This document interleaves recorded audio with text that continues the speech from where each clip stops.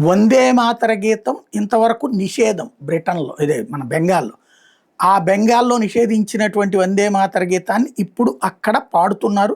సువేందు అధికారి ప్రభుత్వం తప్పనిసరి చేసినటువంటి నేపథ్యంలో విద్యార్థుల చేత రోజు కూడా ప్రార్థన సందర్భంగా వందే మాతర గీతం ఆలపింపజేస్తున్నారు. ఒకటే ఆవేదన కలిగించే అంశం వల్ల ఏంటంటే, వాళ్ళకి ఆ వందే మాతర గీతంలో టీచర్లకి అలవాటు ఉంది కానీ స్టూడెంట్స్‌కి అవగాహన లేకపోవడం అన్నటువంటిది ఆవేదన కలిగించేటటువంటి విషయం.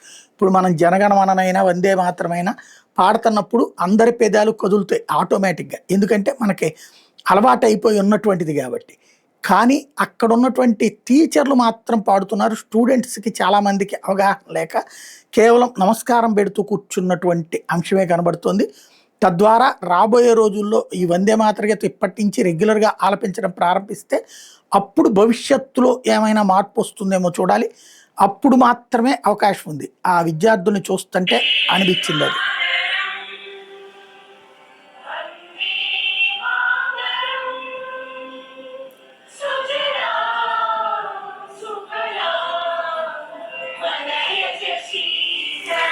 ఇందులో స్టూడెంట్స్‌ని చూస్తుంటే ఎవరు కూడా ఆలపించటం లేదు.